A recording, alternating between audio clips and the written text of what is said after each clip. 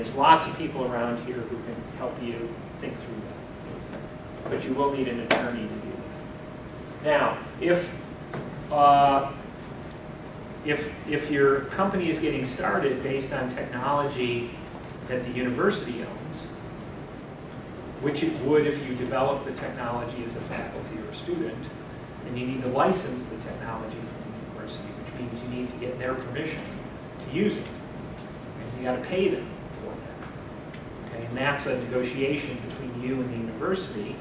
But typically what would happen is they would give you the permission to use the technology, and in return you pay them, either in cash or stock in your company, or maybe you pay them some royalties down the road as you're successful, or some combination of all of the above. Okay? But you really can't get started, and you can't serve customers, and you really shouldn't be doing research until you're legal. Okay? So this is something you need to take care of at the beginning of the process, is to get your license if you require it. If you're writing software on your own time, or again, I don't know anything about your specific situations, but if it's a business completely unrelated to the university, then maybe you don't need a license. I don't know, but you do want to think about it. Now here too, I can talk about this for hours, but you need to figure out who are the founders of the business, okay, and how you're going to carve up the pie, okay? Because everybody aspires to want to make money. Everybody knows that if you're fortunate enough, and the odds are really not very good, but if you're fortunate enough to build a very successful business, then at the end of the day, somebody might make a lot of money. Okay? So, you know, typically you start out with a pie that represents 100% of the company, and we might say, hey, we're 50-50 partners, or there's 3 of us and we each own a third, or it's not equal, I'm 80 or 20. Okay? Whatever it is, you got to figure that out. Okay? And it may be obvious to you because you may already have the team and you may have already discussed that. It may not be obvious to you. All I can tell you is that that can be a very difficult thing to get through, and you may need a lawyer's help or the help of an advisor or somebody who can sort of think through that.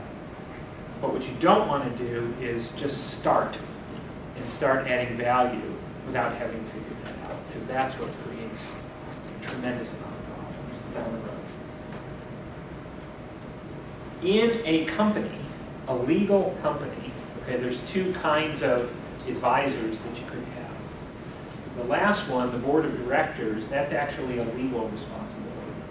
So in every company, in every LLC, in every legal entity of any type, there's a board of directors.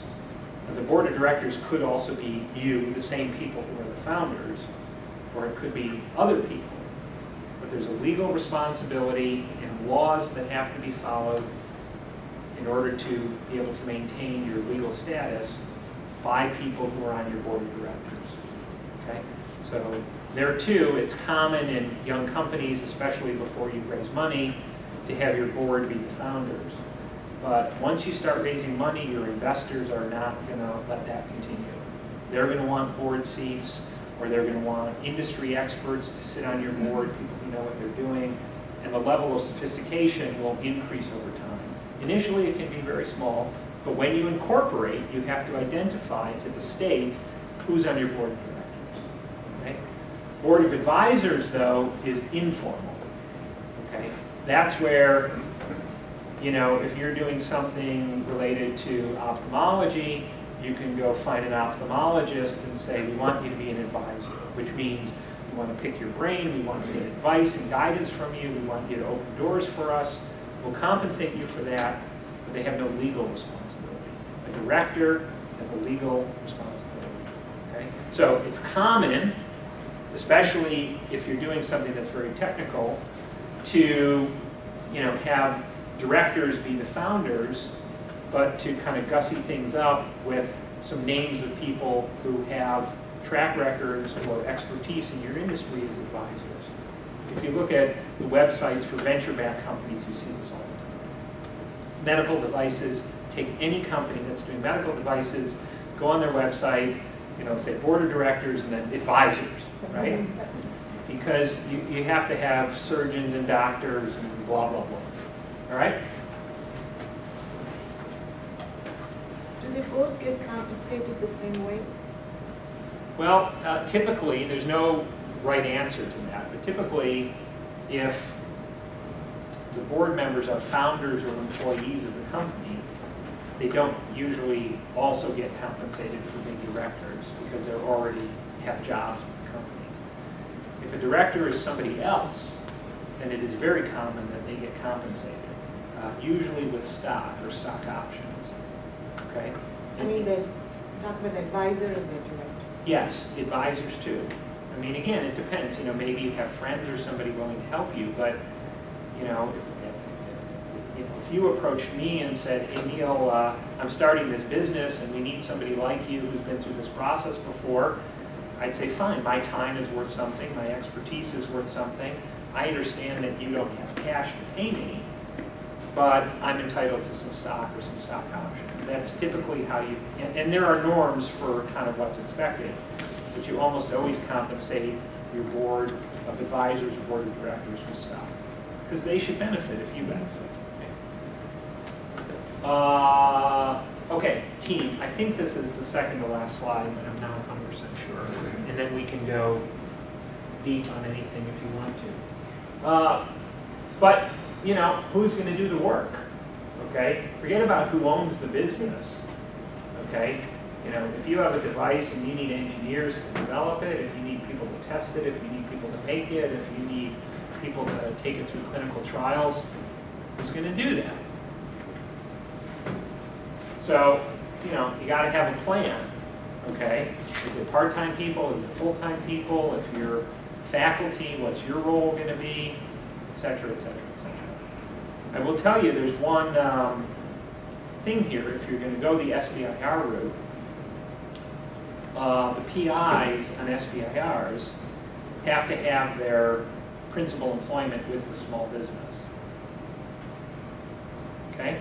They don't have to be full-time, but they can't be like faculty, or they can't be people who, you know, are research assistants here and then they spend 20% of their time at the company. That does not cut it. Okay? So I can talk more about that. Then, again, how will they get paid? Okay? In my experience, but there's no right answer, you know, the faculty members, if you've got a job already and you're a significant owner of the business, it's very uncommon, in fact, it's unheard of, you know, for the faculty members to be paying themselves or taking money out of the business while it's getting started. But if you've got students or people that you've hired, obviously they got to get paid. Okay, and they either got to get paid with cash or stock or some combination, and you can go any way you want it. It's highly dependent on the specific situation, but you know, don't overlook the fact that if you want people to do something, you got to pay them, or maybe I should say compensate. Okay? How are you going to recruit new people? You know, beyond, you know, maybe, and this is kind of a stereotype, but I recently was involved with a startup that was based on technology that came out of the University of Illinois in Champaign. So 3 of us started the company. Me as the business guy, the professor from the Beckman Institute, and then one of his graduate students who was just graduating from his program. So as soon as the graduate student graduated, he became a full-time employee. The professor was a significant owner in the company and put an awful lot of time into it and used his reputation and contacts to help build the business, but of course he wasn't taking any money out of it. Okay? And you know, we all had stock options and stuff like that. But then we got to the point where we said, okay, well now we need more people. Okay? And we were looking for people with very specific skills, you know, highly you know, technical in this particular field. But the company was based in the research park at Champaign, and there's a network down there and an electronic job board, so we were able to, you know, put up a job description down there, and pretty quickly it got, you know, propagated out, and we found people, which was fortunate. But, you know, if we were you know, but that's because there's a lot of technical people in Champaign and a lot of interns and graduate students and people in that community looking to do things. I'm less familiar with what goes on in DeKalb, and maybe you can find scientific people here, but what if all of a sudden you need somebody to manage regulatory affairs, or you need to open a factory and you need somebody familiar with quality control systems in FDA-regulated facilities?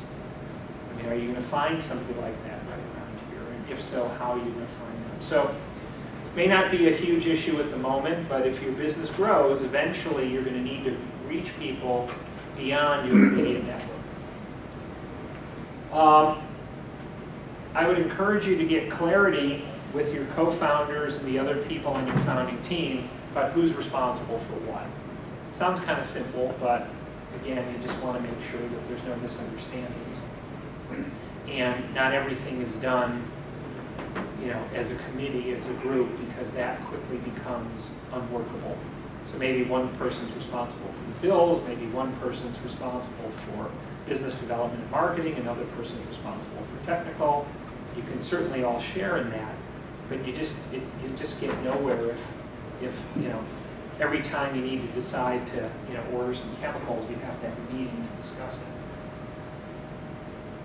The last point is kind of related to that, and again, doesn't seem like it's that important when you've got 2 or 3 people, but very quickly, by the time you have 6 or 8 people, it becomes a problem, and that's like, well, who do I report to? Okay, and if things are going well, who's going to give me a raise at the end of the year? Okay, or if somebody fires me or thinks I'm not doing a good job, what's the expectation of my performance and how is that communicated? And all of that big company kind of stuff, again, usually isn't a concern at time 0, but it can become a concern pretty quickly after that. So you don't want to do anything that's rigid or bureaucratic, but you do need to give some thought to what that looks like. What I've encountered is a lot of times if you have the academic founder, okay, sort of controlling things in the company, but all the employees are his or her former students, okay, that creates a really weird dynamic, which may not be healthy to a functioning business, okay? So again, I'm just trying to make you aware of the kinds of things that you need to think about. All right, now, eventually, you get around to saying, okay, well now, we've got an idea, we can articulate why it's valuable and why it's important, and we have an idea about who our customers are going to be and why they're going to buy from us and blah, blah, blah. But then inevitably, unless you're just a one-man band writing software, chances are very probable you're going to need money to do this. So there's a number of ways that you can get money. First and foremost, there's your own money. Okay? And for those of you who are faculty or established or have jobs, I'd really suggest, but nobody can demand this of you, but I would just suggest that that first slug of money be your own. Because there's a lot of reasons why I say that. But you can imagine that if you're not putting something at risk, other people are going to be very reluctant to put money into your business if you're not also going to write a check. Now, the magnitude of that is entirely situational and dependent on your own needs, and it's not for me to say. But I've seen, I'll just tell you this anecdotally, professors who have started companies and they've written checks to the businesses for more than $100,000, and I've seen other people put 0 in. And I've seen other people do that multiple times and essentially fund the entire business out of their pocket because they don't want investors. Okay? Anyway, you just need to think about that. And again, it's a very deep topic. I'm just trying to make you aware of some of the issues.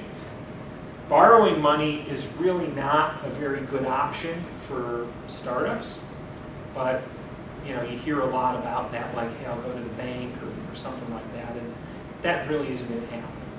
Okay? You may be able to borrow money from friends or family or people that you know. I make no judgment as to whether that's a good idea or not, but lots of businesses get started that way. The notion of getting people to invest in your business is this general idea that you know, I write a check to you, and in return I'm getting some stock in your company, which means I'm getting a piece of that pie, right? Very complex topic, but typically in companies at your stage, you know, the types of people that you would get to invest would be friends and family, people who want to help you get off the ground, and they're not going to be people who don't know you. They're going to be people who say, I want to help you, okay? And instead of loaning you money, I want to benefit from your success, but I'm going to enable you to get started. So friends and family, very common. Angel investors, you know, are people who have enough money to where they can afford to invest in startups. But if they're not people in your family or who are already helping you or sponsoring your research, they're going to be people who have a higher expectation about your conduct and your commitment to the business and whether you've also put money into it and so forth. You can get financing from customers, although I'm now prejudging that that's probably not going to happen in any of the cases here, okay? But later on, okay, like for example, you know, we'll take the Bausch & Lomb example, okay? If you're just getting started, and again, I'm speculating, so don't take this to be the truth, because I don't know how far you are or what you've demonstrated. But at some point, you can go to Bausch & Lomb and say, you pay for this Bausch & Lomb, okay? We'll develop it, and then if we're successful, you get it, right? That would be a very common sort of transaction. And there's, you know, pros and cons about why you would or wouldn't do that, okay? And what they pay you later on would, of course, be a function of how much risk they took and so on and so forth. But anyway, I just want to make you aware that getting funding from customers is possible, but rarely would that occur at time zero. That's a couple of milestones down the road. And the same is true of venture capital. There's lots of seminars about venture capital. Everybody talks about it. Trust me, you don't want to waste your time with it, at least right now. You might build that into your plan if that's the kind of financing that you need, but venture capital is really only appropriate for businesses that can grow very large. So you might have a nice small business. I don't have the foggiest idea of what the opportunity size is, but if the business can't be huge, venture capitalists will not give you the money. It may still be a good business, and you may still make a lot of money personally with it. It's just venture capital is not appropriate for every situation. Venture capitalists will also not put money into your business unless you have a management team that has built businesses before. They won't fund you. Okay? They might say, hey, we love what you're doing. Here's the money. Here's the people. They can bring it all together. Okay? But they're not just going to give you money. Okay? And it's premature. Do not waste your time on this. It's seductive, because all of the companies, the Microsofts, the Googles, and the Apples, and the Facebooks that make a gazillion dollars, all were funded with venture capitalists.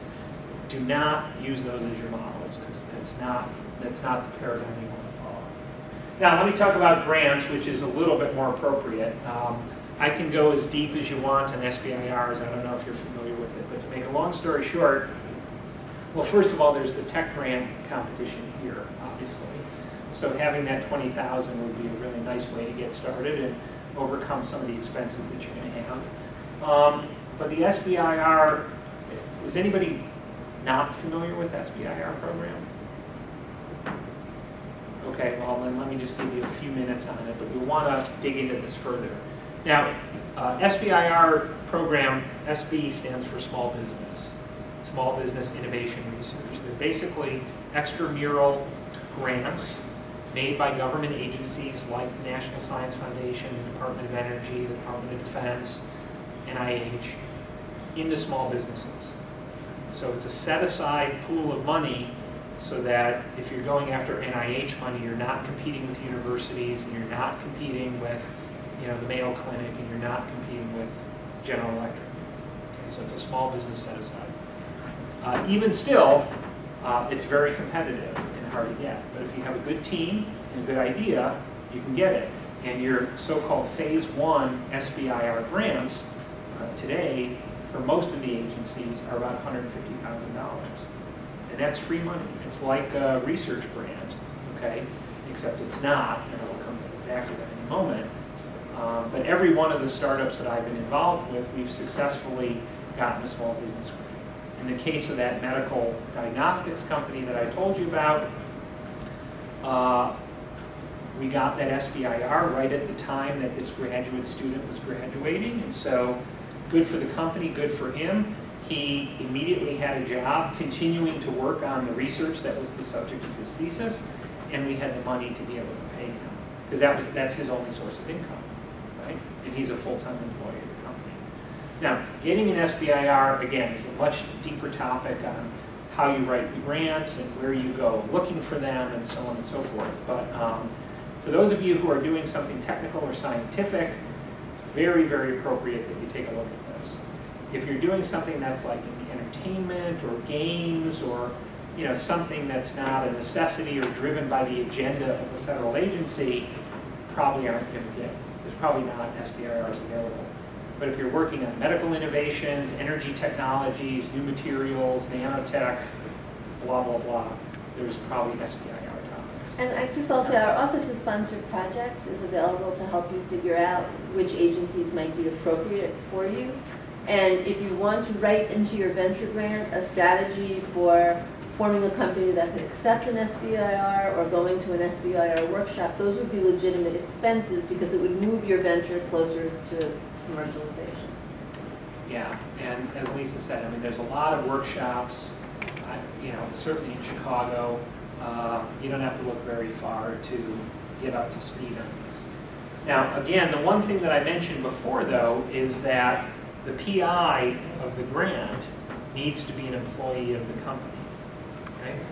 But the STTR program, which is a little bit more restrictive, and there's much less money available, although it's not as competitive, so in some ways it's easier to get, does create the possibility that a grant award is made to your business, but the research is done by you at the university.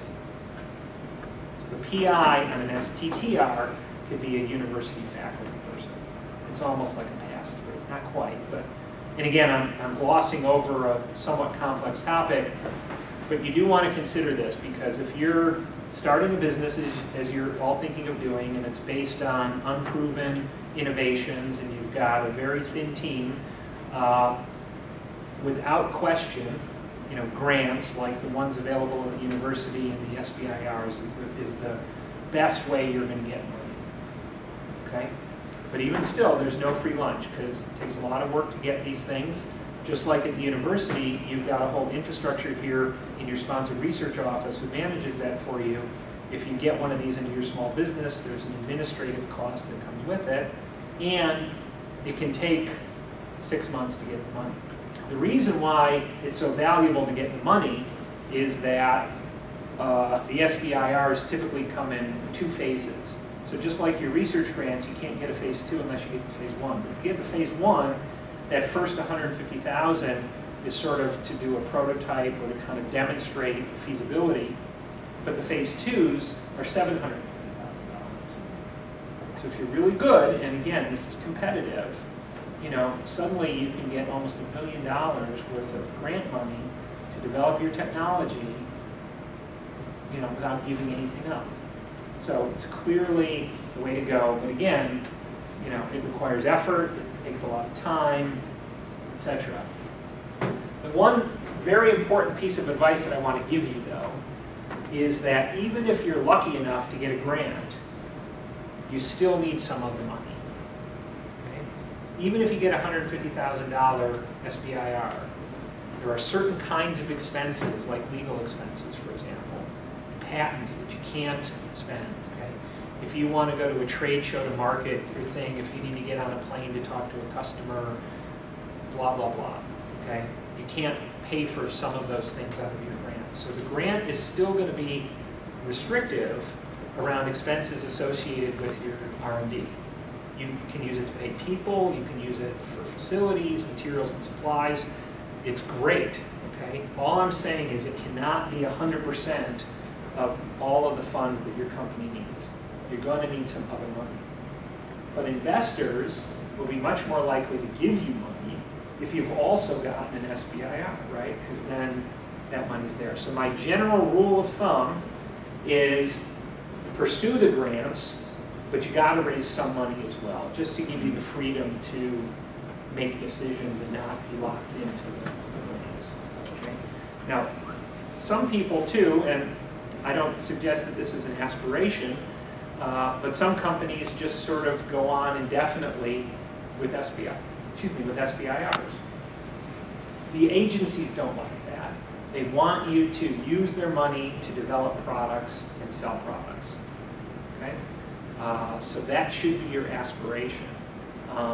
But if you're really good at research, or you're solid in your field, or and you just want to keep this as sort of a small little thing on the side that's only ever going to employ a couple of people, you can sort of perpetually pursue these grants if you want to. No guarantee that you'll be successful, and venture capitalists clearly won't fund that kind of business. But it's known to happen by university professors who have some specific competency. But again, just to beat the point to death, my recommendation is that grants are part of your strategy, but you also need to raise some money. Or put your own money in. All right.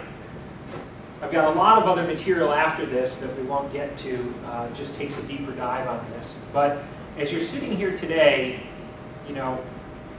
everything that I've just gone through, if you were working full-time and building your business, could easily take you 6 months to a year just to get through. Okay? And at graduate business schools, they have full-year classes in just writing business plans to get answers to those questions. Okay? So this is hard stuff. I'm just telling you what needs to be done, not necessarily how to do it. Sort of like if you said, well, I want to build a house, I'd say, go hire an architect. Okay, it's almost at that level of detail. But sitting here today, at what I'll call time zero, there are some very concrete things that I suggest. First, prove that your technology works. Okay, because the biggest risk, there's 2 risks that you face. The first is that the technology never works. And as you can imagine, no matter how big the market or how many people there are out there who want it, if it doesn't work, it's game over. But I've seen a lot of companies where the technology works, but there's no customers. Okay? Because they built a product that nobody wants, or they didn't understand the market, or it's too expensive, or the competition is there, or they didn't have good patents, or whatever. So there's a million ways you can fail. But the 2 biggest risks that you face, the first is what we call technology risk, which is generally, does it work? In the case of your implant, whatever it is, and whatever condition it's meant to cure, is it really effective? Yes or no? Okay? Get as close to unambiguous data as you can that answers that question, and then you'll be miles and miles ahead. The second question, though, is if it works, who cares? And where is the market and where are the customers? So if you can do those first 2 things, you'll be very grant-worthy, okay? Investors will be willing to talk to you, so on and so forth. I would advise you not to waste your time talking to investors unless it's just to learn about the process until you have answers to those questions, because investors will say, hey, great idea, love that you're going to cure blindness, come back when I know it works. Okay? It's like that. Okay? And again, I could just go on and on and on with anecdotes and stories about things like that. I don't think that you need a business plan. I don't think that you need reams of legal work done. You don't need to file 1 million patents. You don't need to, there's a lot you don't need to do yet. But the 2 things that I'm recommending you need to do is have some evidence or a plan for how you're going to get the evidence that shows that the technology works, and the harder work, because it's not science, it's business, is figure out where that market is. I know among the things that I saw here 2 weeks ago, you with your thing with the neonatal was very clear, who the market was, and it stood out for that reason. The same with yours too, with the optical. There were a couple of the other engineering things which were much more general. Okay, I'm making no judgment that those are good or bad or couldn't succeed, okay? But being specific is actually quite an asset and very important to this kind of process. So I think if you can do those first two, you're in the game and you're off to the races. If you can't do those first two, you really should pause and ask yourself whether it's worth continuing, because either one will take you out of the game. You had a good idea, but the technology doesn't work, oh well, okay? Or I've got this great technology, but nobody wants it, and then game over. Okay, back to my example, fine. I've got this idea, my wife comes up with these ideas all the time. What would be great if, or wow, what we really need is a cure for cancer. I'm like, yeah, I bet a lot of people would pay for that. Good, go do it, right? So you got to have both. You got to have the market as well as the, the ability to serve the market. If you do those two things, given where you are, there's no shortage of people around here willing to help you beyond that. If you want to go to sort of a little bit beyond that, having a simple budget is helpful, even if it's only like the expenses that you need to start hiring some researchers or some people in the short run. You may be doing this already with your grant applications. I don't think you need a full-blown business plan, although it's nice if you have one. But at minimum, you should try to write an executive summary that answers some of these questions. What's unique about what we have? Who are we selling it to? Why do they care? How does it benefit them? Don't get all hung up on the format, and it shouldn't be a 50-page document. But really, your ability to briefly articulate answers to some of these simple questions is what you want to do. And then the last two things, the second to last one is an exercise I recommend for you, okay? And that is write down everything that can go wrong, or all of the things that you privately are worried about or won't admit that you don't know. Okay? And it can be personal issues. I mean, again, back to my synthetic diamond story. We were months into it, but then I sat down the scientists and I said, okay, what aren't you telling me? What can go wrong? What are the implicit assumptions and everything that we're doing, but we really don't know yet if they're true? And it's everything from manufacturing issues to cost issues to IP to competition to can we raise money, okay? It just, again, I'm not saying that you need to share this with anybody, but it's good for you to get your arms around this long, long list of things. And then from there you can sort of start to prioritize and say, well, what are really the critical issues? What are the ones that, what are the risks that we need to eliminate first? And then finally, this last one too, I've written about this, but it's just my experience that when people, particularly the faculty members, do this for the first time, you start hearing a lot of things that sound crazy, okay? Particularly around equity, particularly around how much you have to pay people, the time commitment, conflicts of interest, the expectations. And what I've learned is that the people who are on the other side of the table from you are not the ones that you can take advice from, right? I mean, this happened to me where I was working with a faculty member and I was negotiating against him, right? Because we were going to be co-founders and whatever he gave up came out of my pocket and vice versa.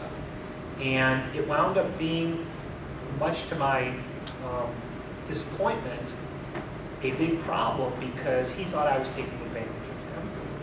And I thought what I was proposing was appropriate, but he had no calibration for what to expect. He just had this vision in his head. And it became actually something that we couldn't reconcile. And this, I've seen this several times. Sometimes it has a good ending, sometimes it has a bad ending. But I've seen people say, well, I should just get, boom. Really? On what basis? And if you can't support that, or I come to you and say, hey, I want this, but you think that I'm being unreasonable, but you don't know that I am, you just think that I am. Sort of like when you put your house on the market and the real estate agent says, I got bad news for you. You may think your house is worth $500,000, but the comps really say it's worth $350,000. Tough, It's that sort of thing. So you need a way to get grounded. And you need somebody who's been through this before, whether it's another entrepreneur, an attorney, somebody who can sort of advise you, who doesn't have a stake in the game, and say, yeah, you're not being taken advantage of, or the other side, no, you're entitled to more, something like that. Okay, it's just universally the case, and this is also a topic for another time, that the science people overestimate the contribution to the business of the science versus what the business people bring to the table. So there's always this tension, okay? And then when the investors show up and say, you want $1 million? Great, I'll give it to you for 80% of your business. Okay? You need somebody who's been through that before. This is where experience counts to kind of help you through that. I had a whole bunch of other slides, but I think we've beaten the subject to death, and the rest of it just kind of takes everything to a deeper level. So I think I'd rather just stop here and answer any questions or have a discussion or end it, whatever you prefer. Are there anything you want to add or anything I've overlooked? I think what I want to do before you open it up for questions is, first of all, thank you, because I think this was an absolutely wonderful journey from where an idea starts and where it ends as a business and all of the things that have to be considered in between. I'd like to sort of take the spectrum of the journey and put it into the context of the venture grants competition and what the next steps are for you, so that you have some clarity as to where you're going. I think the first 2 points on that slide are so important, and they're things that you can start thinking about this very second, because it's not that we have encouraged you to do the wrong thing all the way along, but when you're writing an investigator-initiated research grant, or when you're filing a patent, the idea is to talk about the 1,000,001 things that your idea is good for, because you want people to see that the idea is really important and it has a lot of applications, and you want to protect your intellectual property for every possible application possible. It's a whole different coming down the funnel when you get to thinking about commercialization. It's now not about what's the coolest idea or what are the 1,000,001 things I can do. It's what's the one thing that makes the most sense to do first in terms of moving my invention closer to the market. And so for many of you, as you go on in the venture grants competition, and we will have somebody from the business school talking to you exactly about the format of the business plan, and somebody who does a lot of pitch competitions, who runs an incubator up in Rockford, talking about how you do a 10-minute pitch. It's really about those first 2 things, and from wherever you're starting, how you move the next step closer. So it could be about defining a specific path, it could be about figuring out who your customers are, it could be about getting proof of concept or finding another partner to show the technology works. So nobody wants you to come out of here overwhelmed thinking like, oh my God, they expect me to start a business tomorrow. But if you don't know where you're going, you don't know what the steps along the way are and what the thought processes are, and I think Neil King did a fabulous job of sort of giving you the big picture today, so you could start down that pathway from wherever you're starting towards where you ultimately hope to go, so that your invention has some application in society. So I'm going to stop talking there, and questions for either one of us are good. My questions are about process, and his questions are about starting a business. I have a couple questions. Speak up, yes. What if I convince you to lend me money for my business? And you say, I want some stock options. Where do I get them from? And how do I value them? Where do you get the stock options? Yeah, I just write a little IOU or a note to you, or No. is there some formal? In other words, is there some formal process? Right? Yeah, you need an attorney. I mean, I could give you a technical answer if you're interested, but that's part of the process of incorporating. It means you go through a legal process and you register with the state where a certain number of shares are created, okay? And it's a legal thing. And then they float in terms of price? Okay, no. So, so like a lot of things, I mean, there's a million ways that this could go, but here's what you would probably do. You would sort of say, I'm incorporating. Now, there's this whole separate decision of whether to incorporate in Illinois or Delaware, but that's irrelevant to my answer. But you need an attorney. You do not do this on your own, even though you'll be tempted to by going to some websites that claim to be able to do it for you. If you were opening a dry cleaner, maybe you could do it on your own. But if you're starting a business that presumptively is going to have investors someday, do not do this on your own. Okay, but you get an attorney, you go through the process of incorporating, and one of the things that you do when you incorporate is you create a certain number of shares. Say it's 1 million, but it's arbitrary. Okay? There's no value placed on them at all. It's just 1 million shares, and 1 millisecond after you formed your business, they're worth nothing because they're shares of nothing. Now, typically what happens is at the time that you go through that process, you have to capitalize the business with something. And usually they'll say write a $1,000 check or maybe $10,000 if you can afford that. So that money goes into the business. So if you want to talk about valuation, but I'm worried that I may confuse you with what I'm about to say, but let's just say initially you put $1,000 into the business and there's 1 million shares, so each share is worth 0.001 cents or whatever the math works out to be. But that's irrelevant, okay, because nobody's going to pay that, the business is worth nothing, it's a fiction, it's only worth the amount of cash that you have in the bank, okay? What you're getting at is how much are the shares worth and what's the value once you start doing something. And that is entirely subjective. Okay? It's even less precise than appraising a house. Okay? Because then, if you wanted me to give you money to just sort of get started, okay, we'd either have to agree, okay, you're going to put your efforts into the business, there's these patents, and what I'm investing in is the future value of the effort. And I'd say, hey, that's worth $250,000, so I'll give you $25,000, you give me 10%. Something nominally like that. That's, for those people watching this, that's not exactly how the arithmetic works, but I'm simplifying, okay? Now, the way you get around the valuation problem all the time and what's much more commonly done. Oh, and by the way, if you're the founder of the company, and you can afford it, you might put in $50,000, okay? You don't get any more shares because you already owned 100% of them anyway. You're just putting the capital into the business so that you don't have to sell off slices of your business to other people. And that, of course, is the great value of the grants, is you're not giving up ownership. But to get at your question, so valuation is completely subjective, okay? And commonly what will happen is if you came to me and said, I want to give you money, okay, but there's no way that we can agree today on what your business is actually worth, okay? There is a structure called a convertible debt. Again, probably more detailed than you wanted. And what it essentially says is, I'm loaning you money, but I have the right to convert the loan into equity in the future. So that if you fail, there's a chance that I get my money back. But if you succeed, I get a piece of ownership in your business. Or both, right? Everything's subject to negotiation. I may say, fine, I'll give you $25,000. I want 10% of your business, and you owe me the money back. Everything can be done. So again, this is why, what's my last bullet point saying? Yeah. Okay?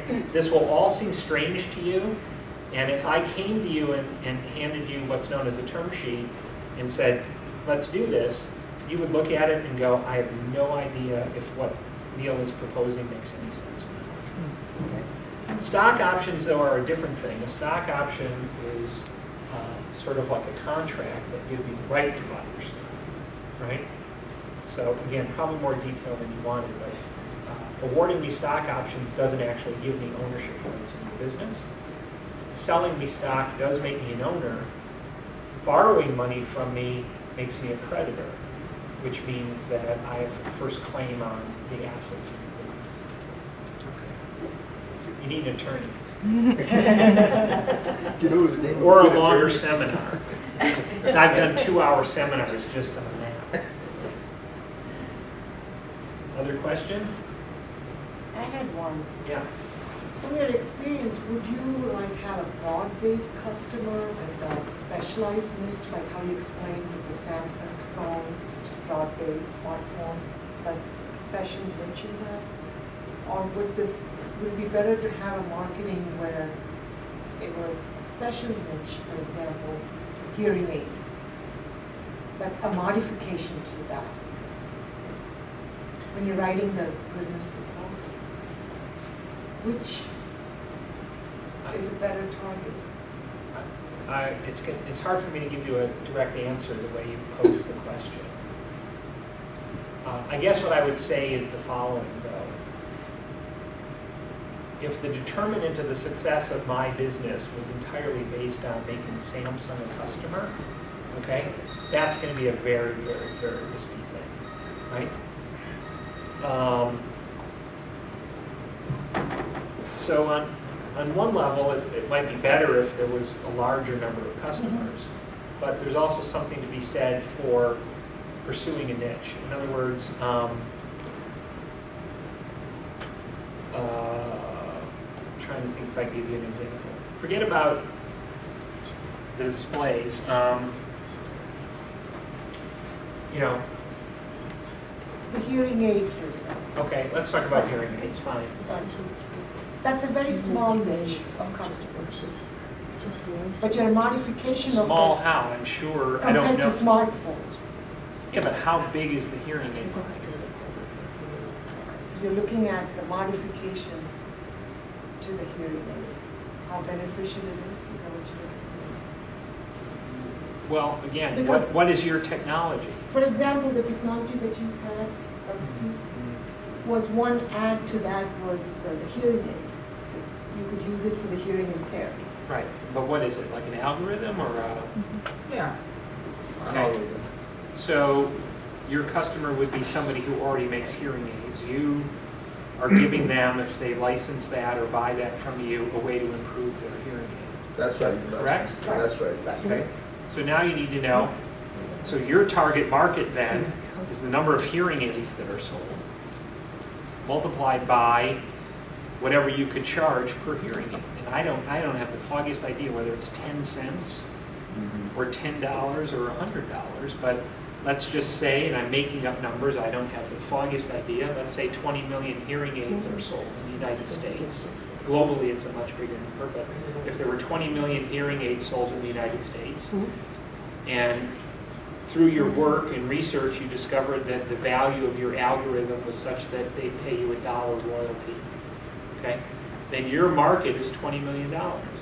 It doesn't matter if the hearing aids themselves sell for $500 a piece and the market is in billions. Your market is 20 million. And that assumes that you get 100% of every potential customer, which will never happen. But that's how you start to think about it. The market for what you sell to the audience that you're selling it to. Okay? So this is where people get screwed up all the time. If you want to talk about smartphones, okay, again, I'm making up numbers, but I know that nowadays over 1 billion handsets a year are sold. Okay? And these things cost the carriers like $400 or $500 a piece. So I'm just speculating that the smartphone market globally is probably north of $300 billion. Okay? But if I made a screen protector, okay, do you think that my opportunity is $300 billion? No. It's $2 times, you know, the number of phones in there, right? So your market is for the stuff you sell. It's a subset. It's a subset of Food is a great example. Food is the biggest industry in the world, okay? But if you sell a muffin mix, okay, then obviously people who go into a grocery store looking for steaks are not your target market, right? Your market is, you know, you understand what I'm saying? Or maybe that wasn't a compelling... No, we got it. Oh, okay. Thanks.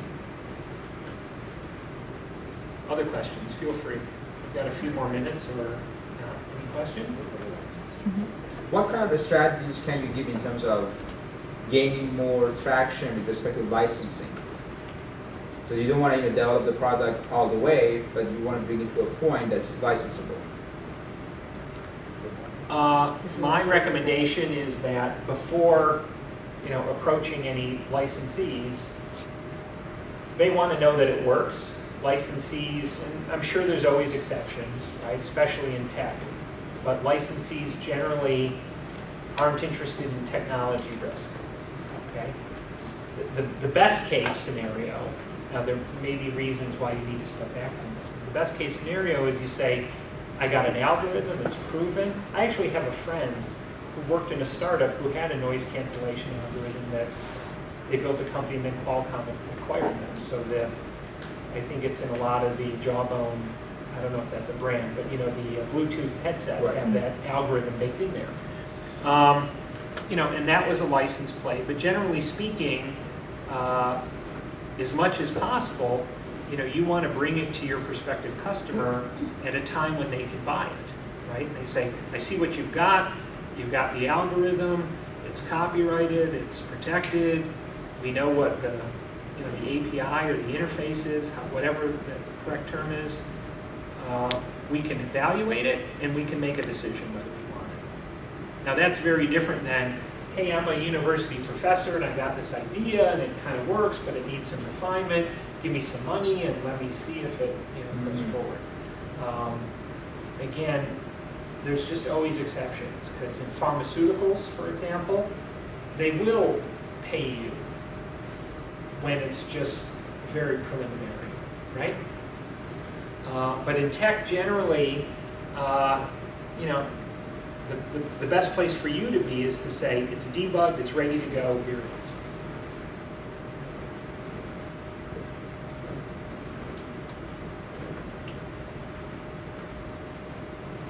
Anything else? All right, well, I thank everybody for your attention. Thank you. Appreciate it.